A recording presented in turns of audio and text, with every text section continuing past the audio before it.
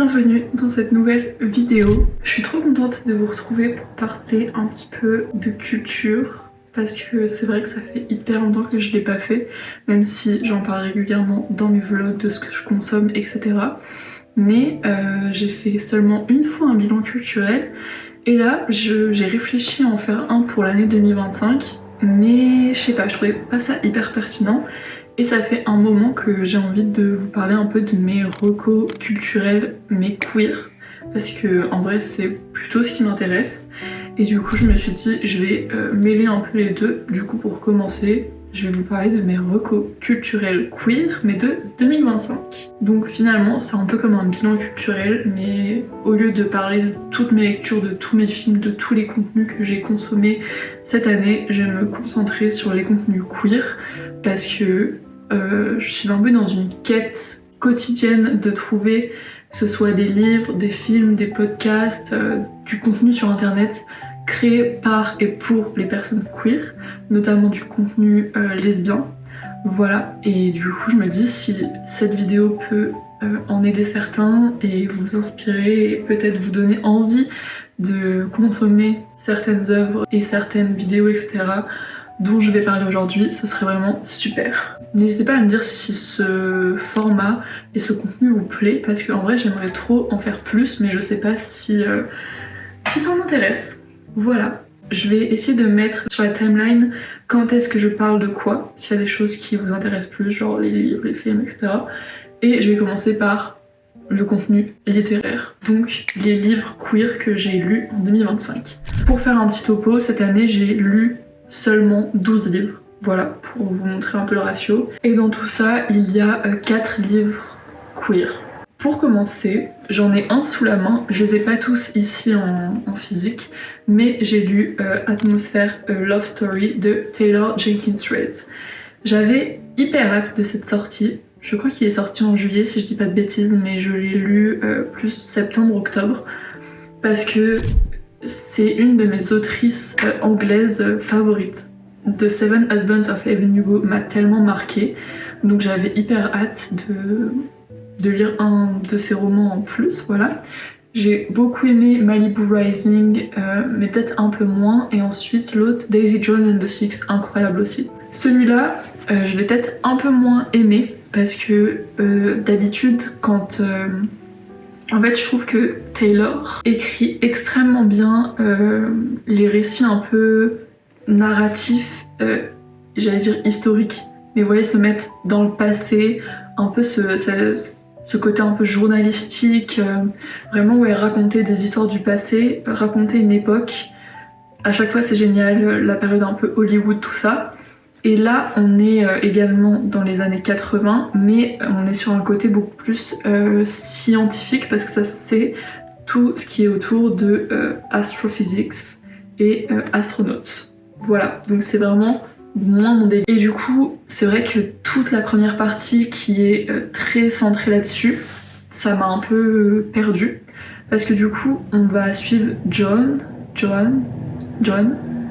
appelé John, qui rentre du coup dans une promo. Elle est professeure d'astrophysique et elle passe en concours, j'espère que je dis pas trop de bêtises, mais je pense que c'est ça, pour intégrer en fait comme une sorte de formation de la NASA pour faire partie des futurs astronautes. Et du coup elle est dans la première ou la deuxième année, enfin les premières années où les femmes ont le droit de participer à ça, mais il y a encore un peu des barrières et on ne leur laisse pas encore tous les rôles entre guillemets. Donc par contre ce côté-là était vraiment super. Et ensuite évidemment Love Story. L'histoire d'amour m'a pas... Ah si, quand même elle m'a marqué. Genre vraiment la fin, quand il y a la fin, quand du coup il y a l'histoire d'amour, c'est vraiment touchant. Après ça m'a pas marqué et estomaqué comme certains autres livres, dont un que je vais parler juste après qui est devenu mon favorite of all time. Mais c'était sympa, mais c'est pas celui-là que je recommanderais de Taylor Jenkins Reid. Mais si vous cherchez une romance lesbienne années 80 et qu'il y a aussi ce côté du coup dans un domaine où les femmes font leur premier pas entre guillemets. Voilà, et c'est quand même très émouvant parce que c'est quand même une histoire un peu tragique. Ensuite, je vais en parler maintenant. Ça fera référence à un film dont je parlerai plus tard, La Petite Dernière, si je me trompe pas dans le titre. Je pense que vous n'êtes pas passé à côté du film, je ne me rappelle plus de la réal, qui a gagné plusieurs prix. Et du coup, c'était d'après le livre de l'autrice Fatima Das. Je vous laisse aller voir mon opinion sur le film plus tard, mais du coup, quand je suis sortie du film, j'avais besoin de consommer et de lire, / écouter du coup, parce que je l'ai écouté en livre audio, d'autres contenus et d'autres œuvres de cette autrice pour élargir mon opinion, on va dire. Et donc j'ai écouté Jouer le jeu de Fatima Das et j'ai adoré. Je l'ai écouté en livre audio, je pense que ça s'y prêtait bien. J'ai bien aimé, j'étais vraiment à fond dans l'histoire et à un moment il y a un peu quelque chose qui m'a hiqué, donc je vais pas vraiment en parler plus parce que je veux pas spoiler non plus, mais on va dire que c'est quelque chose qui n'est pas un unpopular opinion. Et du coup je n'arrivais pas à voir l'histoire autrement que sous ce spectre-là, et je trouvais ça un peu problématique, et j'étais un peu en mode what the fuck, où est-ce que ça va? Et je trouve que comment ça s'est fini, ça explique ce schéma qui m'a hiqué. J'espère que c'est compréhensible, mais j'ai pas envie de spoiler parce que je trouve que c'est vraiment un très bon livre, du coup je vous encourage à le lire, et ça m'a aussi permis de un peu me remettre en question entre guillemets et de ne pas juger avant le dénouement, etc. Même si je suis un peu restée sur ma faim, je vais pas vous mentir, j'aurais aimé que ça aille plus loin, mais c'était quand même vraiment bien. J'aimerais du coup continuer un peu à explorer ce que fait cette autrice, parce que du coup elle met en scène des personnages plutôt issus de milieux dont on n'a pas l'habitude d'avoir des récits queer, et notamment là plutôt lesbiens. Je vais pas dire que c'est pas représenté, mais je pense que souvent c'est pas représenté de la bonne manière. Et là du coup elle parle de quartiers dont d'habitude on voit sous un spectre de regard un peu bourgeois sur ce type de quartier un peu populaire, etc. Alors que là elle fait ses ouvrages sont aussi un peu autobiographiques. Elle parle aussi un peu de son vécu à travers ses personnages, et du coup je trouve que ça rajoute un peu plus d'authenticité. Ces personnages sont très bien écrits, mais comme dans le film, je trouve que ça mériterait parfois d'aller un peu plus loin. Voilà. Mais j'ai envie en 2026 de découvrir un peu plus ce qu'a fait cette autrice, parce que je trouve ça cool, et en plus je lis pas beaucoup du coup en français, et notamment quand je cherche des œuvres queer, donc voilà, à explorer. Je garde mon petit chouchou pour la fin, parce que j'en ai des choses à dire. Mais j'ai également écouté en livre audio Toutes les vies de Rebecca Warrior. Et là, j'ai pas aimé. Franchement, au début, ça allait. J'étais dans l'histoire, surtout que je l'écoutais en audio, donc dans le train et tout, ça passait bien, parce que c'est quand même écrit de manière très facile. Clairement autobiographique. Elle parle notamment énormément du rapport qu'elle a eu au fait que sa femme ait eu un cancer du sein. Et du coup au début j'ai beaucoup aimé cette partie un peu aidant, avoir du coup son vécu là-dessus, etc. Mais ensuite ça a shifté, et il y avait des propos vraiment que je comprends pas l'intérêt de écrire ça. J'ai également lu beaucoup d'avis sur Goodreads qui allaient dans ce sens-là, je suis d'accord. Ça apportait pas grand-chose. Et puis ensuite, l'écriture, ça s'est voulu un peu hors norme. Il y avait des listes de mots. Enfin, je sais pas, ça s'est voulu un peu, j'allais dire poétique, c'est pas le mot, mais je sais pas, ça a voulu tenter des choses et ça m'a pas plu et ça m'a vraiment perdu. Donc je me suis forcée à le finir. Je l'ai vraiment écouté en x2, voilà. Mais ouais, je suis déçue. J'ai pas trop aimé, et en plus j'ai vu passer dans des librairies en mode reco bravo les lesbiennes. Et pour le coup pas trop bravo les lesbiennes là, mais bon. Anyway, avant ça, fin août, j'ai lu mon livre, mon favori de tous les temps pour le moment. J'ai tellement repoussé cette lecture alors que c'est tellement le livre qui m'a le plus marqué l'année dernière et qui m'a le plus marqué globalement dans ma vie. Je sais pas pourquoi j'ai attendu autant de temps pour le lire, genre je me rappelle l'état dans lequel j'étais quand je lisais ce livre, enfin, c'est une dinguerie. Surtout que je suis pas hyper émotive quand il s'agit de livres ou de films, je pleure pas souvent, je suis pas souvent dans tous mes états, mais là, si vous devez regarder ou lire une chose de tout ce que je vous recommande là, c'est bien Sunburn.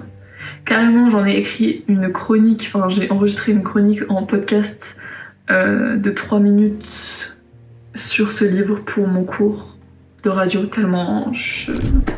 Sunburn, c'est le premier roman de Chloé Mitchell Haworth.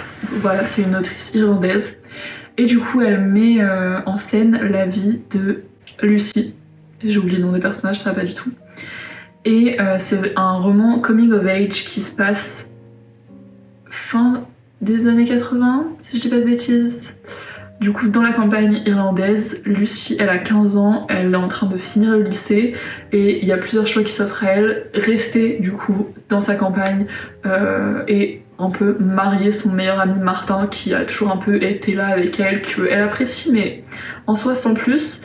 Et suivre du coup le même chemin que ses parents et que pas mal de personnes dans son village, c'est-à-dire lui, il a une ferme, donc elle est bien, voilà, elle suit ce chemin et everything is supposed to be good. Ou alors elle part faire ses études et voilà. Mais bon, elle aime pas trop l'école non plus et elle commence à développer une petite obsession sur sa meilleure amie Susanna. Et au début elle se dit tout le monde apprécie ses amis comme ça et au bout d'un moment elle se rend compte que dans son groupe de copines les autres elles n'aiment pas Susanna comme elle l'aime. Et ce livre, il a des descriptions, mais je suis en mode comment c'est possible d'écrire des choses comme ça? Genre c'est tellement intense, des sensations tellement intenses, c'est fou. Genre faut le lire pour le croire. Tout était incroyable. La relation du personnage à sa famille, la relation du coup de Lucy avec elle-même, avec ses amis, avec du coup Martin et du coup avec Susanna. Enfin, j'ai pas envie de spoiler et de vous raconter toute l'histoire, mais vraiment juste comment le livre se déroule, les détails, les explications, les ressentis, les sentiments.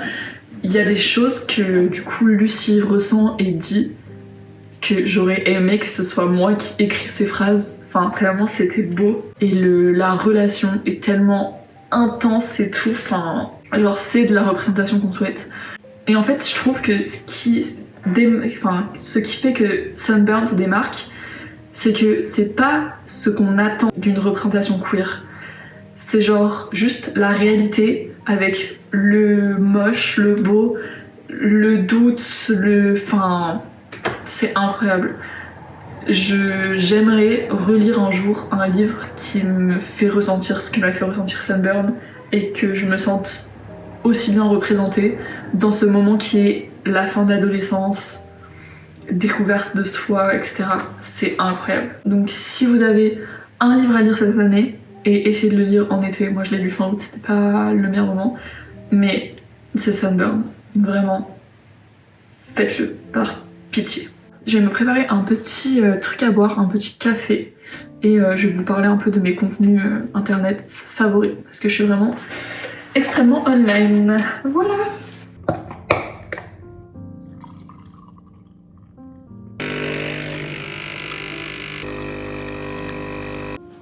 Bon, je sais pas si c'est le meilleur spot, mais on se retrouve là pour parler de contenu internet, de contenu queer sur internet. Pareil, c'est vraiment genre ma quête de la vie, j'ai l'impression. Donc voilà, si vous avez des personnes sur YouTube qui font du contenu queer, que ce soit des vidéos essais, mais surtout juste du vlog et du lifestyle. Je sais pas comment dire, mais il y a certaines personnes qui font du coup des vidéos essais, etc. que j'adore, mais je crois que je ne connais personne qui fait des vlogs lifestyle et qui est queer. ou des personnes lesbiennes. Ça peut paraître bête et je peux comprendre que des personnes qui ne sont pas dans cette situation ne peuvent ne pas comprendre, mais par exemple, on regarde des vlogs pour s'inspirer, se sentir comprise par quelqu'un, etc. et quelqu'un qui a le même lifestyle que nous, tout ça. Et du coup, pour moi, c'est hyper important aussi comme dans la vie de tous les jours, je ne côtoie pas énormément de personnes queer. Enfin, mes best friends are gays, of course, mais au quotidien, dans ma vie de tous les jours, je ne côtoie pas de personnes qui parlent randomly de leurs copines. Si c'est une girly girl, of course, parce que sinon, toute la journée, j'entends mes collègues parler de leurs copines ou alors mes collègues parler de leurs mecs. Mais moi, j'ai envie de rentrer chez moi le soir et de pouvoir relate à quelqu'un. Et des fois, j'espère pouvoir être cette personne. Et c'est aussi un peu pour ça que je continue à faire mes vidéos, parce que j'ai l'impression de remplir un peu mon petit objectif de me rendre visible as a lesbienne et aussi de l'assumer et d'en parler normalement. Voilà. Donc, premièrement, ça fait pas longtemps, donc c'est pas très fair de ma part de mettre ça dans 2025, mais je regarde ses vidéos sur sur Instagram depuis un moment. Je crois que son prénom c'est Caroline. Je tombe souvent sur elle, sur ma For You page, et elle parle de running, et en plus elle est lesbienne et elle parle souvent de sa relation. Donc voilà, et elle a un podcast. Bonsoir elle est lesbienne, si je dis pas de bêtises. Et j'ai écouté un épisode récemment, et c'est sympa, genre elle parle de vécu, de relations en tant que lesbienne et tout, et c'est pas complexe, mais c'est une manière de se représenter, et du coup j'adore. Et je crois que je la suis même pas sur Insta, mais juste j'adore tomber sur elle dans ma For You page, etc. Donc j'avais envie d'en parler, comme j'ai écouté son podcast il y a pas longtemps. Pour la 1000e fois, je vais parler d'Agraph. Je pense qu'il faut vraiment que j'arrête de parler d'elle, parce que je vais commencer on va commencer à me prendre pour une folle. Mais genre cette meuf, depuis que je suis en terminale, donc depuis que j'ai genre 18 ans, 17-18 ans, j'en ai 22, c'est mon modèle, et je ne rigole pas en disant que elle m'a aidée à me développer dans mon identité et dans mon lesbianisme. Ça peut paraître complètement fou de dire ça, mais elle fait des vidéos et c'est depuis super longtemps, et évidemment que sa pensée, son cheminement, etc. a évolué, mais en même temps que moi, donc j'ai juste l'impression d'apprendre tellement de nouvelles choses en la regardant, et je suis hyper admirative du fait qu'elle fasse du coup des vidéos essais, parce que ça prend tellement de temps que slay. Voilà, et en plus du coup elle fait des vlogs, les vlogtober, elle les a fait en novembre, et ça aussi, du coup c'est ce que je disais, j'aimerais trouver plus de personnes qui font du contenu de lifestyle randomly et qui parlent juste leur vie normalement, mais juste qui sont queer, quoi. Voilà. Mais franchement, si vous cherchez des bonnes vidéos essais, féminisme et également queer / contenu autour des thématiques lesbiennes, je ne peux que vous recommander. Vous voyez, j'ai mes petits top 1 dans chaque catégorie. Là, c'est genre Agraph et Sunburn. Et sa copine aussi est trop talentueuse. C'est une illustratrice. J'adore. Bravo les lesbiennes, quoi, tout simplement. Évidemment, mon téléphone a coupé parce que je n'avais plus de stockage. Mais je regarde du coup aussi un peu dans mes abonnements, tout ça. Il y en a que je consomme tout le temps, mais que je ne présente plus. Par exemple, Esil. J'estime que tout le monde la connaît, quoi. Genre là, en tout cas sur YouTube, rien d'autre me vient spécialement en tête. Donc n'hésitez pas à me faire des recos, c'est vraiment nécessaire. Ensuite, comme podcast, du coup, parce que ça rentre un peu dans la même catégorie, je sais pas si c'est sorti en 2025 ou en 2024, mais il y a le podcast 26 rue des lesbiennes. En gros, c'est du coup plusieurs personnes qui vont à la rencontre de lesbiennes plutôt âgées, entre guillemets. Les épisodes que j'ai écoutés, c'est des personnes aux alentours de 70 ans, 60 ans je crois, enfin des personnes à la retraite en tout cas. Le concept d'aller à la rencontre du coup de ces personnes, de ces femmes, et elles nous racontent leur vécu, qu'est-ce que c'était d'être lesbienne à leur époque. C'est intéressant du coup d'avoir cette vision là.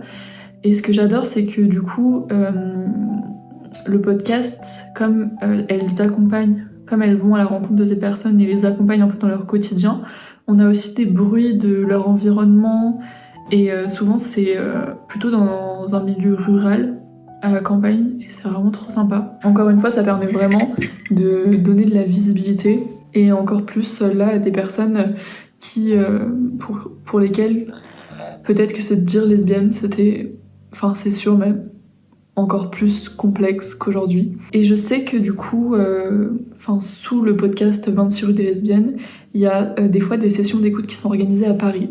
Voilà, mais encore une fois, je ne suis pas à Paris, donc je ne peux pas profiter de tous ces rassemblements, ces regroupements, voilà. Je me suis récemment abonnée à Awa, parce que pareil, elle tombait souvent dans ma For You page.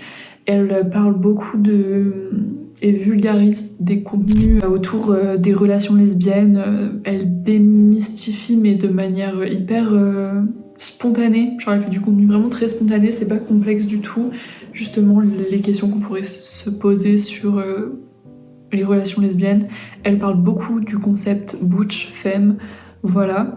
Et elle fait un max de contenu parce que dès qu'elle voit passer un truc sur les réseaux, elle va y réagir. Et du coup, j'aime bien parce que elle parle de sujets très concrets, mais d'une manière très spontanée. Et je pense que c'est une bonne porte d'entrée pour les personnes qui juste peuvent parfois être un peu perdues sur tout ça. Et j'ai l'impression que, enfin, elle arrive bien à fédérer autour de ça, donc voilà. Et ça me fait penser, c'est un peu en lien, j'y avais pas du tout pensé, mais j'adore cette personne. Sur Insta, son compte c'est Razbaï. Je sais plus son prénom également, et en fait c'est un chercheur et conférencier en infocom, et c'est en fait littéralement mon BUT. Bon, lui du coup il intervient plus, je pense, en master, peut-être en licence infocom. Pareil, là par contre il y a du coup un peu plus ce côté recherche, et il parle un peu plus avec des termes... Enfin, c'est très accessible ces vidéos, mais juste il va apporter plus une vision théorique et il va avoir des faits du coup de thèse et d'auteurs, etc. Mais du coup il va quand même l'amener d'une manière où c'est hyper compréhensible, et évidemment il fait des vidéos courtes dessus, donc il faut pas non plus que ce soit complexe à comprendre, etc. Il va réagir à soit ce qui s'est passé dans l'actualité et du coup analyser un peu la sémiologie. Ça se voit que en BUT que je suis pas en licence parce que je connais pas trop les termes théoriques. Mais en gros, il va analyser les mots, comment on les utilise, quel est le rapport, les mots entre eux. Et c'est une personne queer, du coup, il fait aussi du contenu relatif à ça, mais il parle aussi de pop culture et tout. Enfin voilà, j'adore également cette personne. Et pour finir, je pense que comme j'ai quand même énormément écouté son podcast, c'est le podcast que j'ai le plus écouté en 2025. Je vais parler de Enzo Reads. Déjà, il est très très drôle sur Insta. Mais du coup, il fait un podcast, ça m'a saoulée et je trouve ça hilarant. Voilà. Genre, il parle juste de tous les trucs qui l'a saoulé et il parle vraiment tout ce qui passe par la tête, il le dit. Et des fois, c'est des banalités. Mais de temps en temps, il y a quand même un peu un petit truc parce qu'il est quand même assez politisé. Et he's gay. Donc voilà, il rentre totalement dans cette catégorie. C'est juste divertissant et il est hyper drôle. Donc voilà. That's it pour internet. Et puis je pense que de toute façon il faut que je garde un peu de contenu pour plus tard parce que là... Voilà, mais je compte sur vous, s'il vous plaît, pour me recommander des choses et comme ça peut-être que je pourrais en parler dans ma prochaine vidéo. Je vais garder ce spot pour vous parler de mes films queer favoris de cette année. J'ai vu que 14 films cette année. Vous voyez, je regarde autant de films que je lis de livres alors que ça prend pas le même temps, mais bon, voilà. J'ai très peu regardé de films queer tout le début de l'année.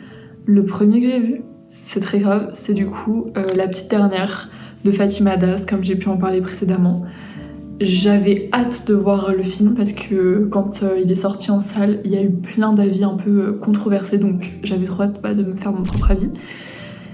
Et je suis très mitigée. Parce que genre vraiment je suis sortie du film en ne pas Enfin, je ne savais pas quoi penser, j'étais juste un peu frustrée parce que je trouvais que ça a dépeint les lesbiennes et la manière dont elles relationnent d'une manière un peu...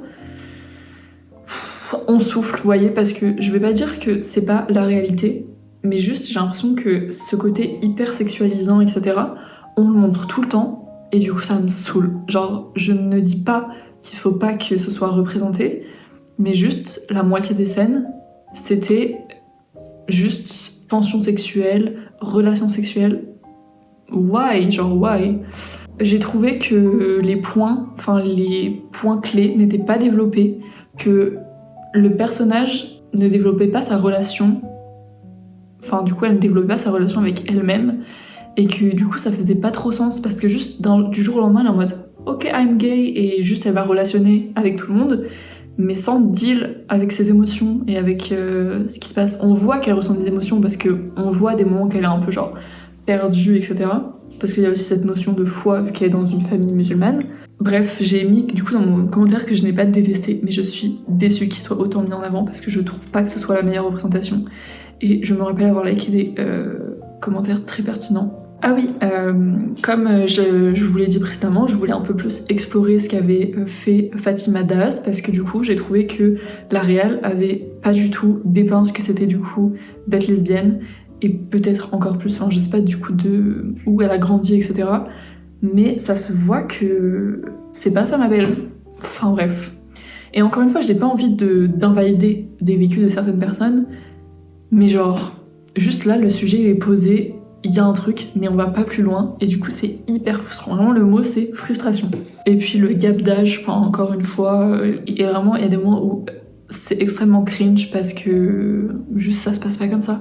C'est juste, enfin, on sent que c'est un regard qui est posé sur nous, mais qui est pas vécu quoi. Donc voilà, j'ai été super déçue sur ce film. En plus, bah du coup, j'ai pas beaucoup vu de films lesbiens cette année. Un peu triste.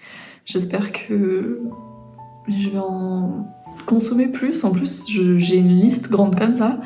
Mais je sais pas. Je sais pas ce que j'attends. J'ai quand même fini l'année, parce que je l'ai vu le 29 décembre, avec... Ça me saoule parce que sur les Letterboxd, du coup, c'est en anglais. Out of Love. Les enfants vont bien. Ce film, pareil, incroyable. Je suis tellement contente d'avoir pu le voir au cinéma, mais je sais qu'il y a plein de films trop cool que j'ai loupés, parce que notamment Julie faisait que de me dire ce film, je suis allée le voir, il est trop bien, faut trop que t'ailles le voir. Mais en fait, il y a des moments où c'est tellement une période de rush que juste je le loupe. Et voilà, maintenant j'attends que certains films soient dispo online. Mais du coup, Les enfants vont bien, masterclass.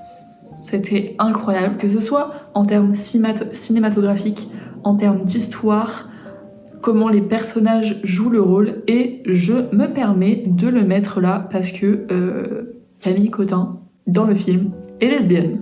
Franchement, si vous ne l'avez pas vu, et ben quand il est dispo, si vous le trouvez quelque part, n'hésitez pas à le regarder, il est génial, genre les dialogues sont incroyables, le rapport du coup et la relation avec les enfants et tout, non vraiment c'est trop bien. Et j'ai liké un commentaire très drôle, un peu After Sun, mais pour les gens avec des mommy issues. Voilà, j'espère que ça vous donne envie de regarder. C'est la moitié du montage, je pense, pas besoin de préciser, ça se voit. Genre carrément mes cheveux sont tellement catastrophiques que la capuche est nécessaire. Mais en fait, je me suis rendu compte que j'avais oublié de parler de la seule série que j'ai regardée en 2025, parce que je suis pas très série, mais qui était un énorme banger, The Last of Us. Je me suis tapé la saison 1 et la saison 2 en même temps, parce que j'avais jamais regardé, et c'était incroyable. Genre ça rentre dans mon top de mes séries préférées. Et j'ai également adoré le développement des personnages, et surtout du perso principal que je trouve était incroyable.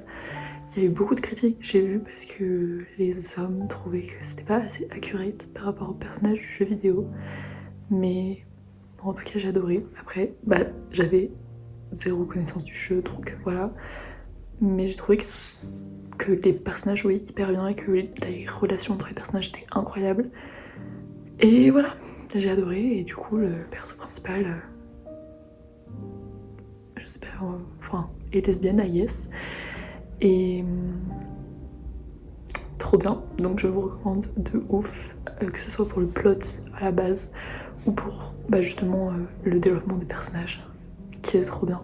la relation entre, je sais plus comment s'appelle le personnage que joue Pedro Pascal, et du coup l'actrice principale, que j'ai oublié son nom, et son nom dans la série, enfin bref, ça se voit que depuis le début j'oublie les noms de tout, mais c'est pas grave, et ben c'est génial, voilà, je vous laisse avec la suite. Bon, je retourne devant ma fenêtre pour finir cette vidéo parce que il est 16h, mais il fait extrêmement sombre chez moi. Donc voilà, j'espère que c'était pas trop long. J'ai essayé de du coup parler que des choses qui m'ont marqué.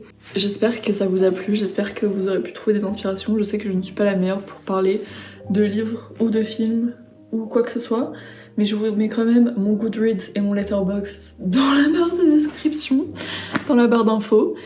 Et voilà, si jamais ça vous intéresse, je note et je review de temps en temps, en tout cas chaque chose que je vois, voilà. Mais c'est vrai que je suis pas très à l'aise avec le contenu face cam parce que j'ai toujours l'impression que je raconte des bêtises et que c'est pas intéressant. Toutes mes excuses, je suis une très mauvaise youtubeuse, mon micro ne marche jamais, mais je crois que j'ai enfin compris comment faire en sorte qu'il ne bug plus et que ça marche dans tous les cas.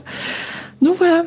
Je vais m'améliorer, promis. Normalement, le son est pas trop mal quand même, donc j'espère que vous m'en voudrez pas. Voilà, bisous guys. On se dit à très bientôt.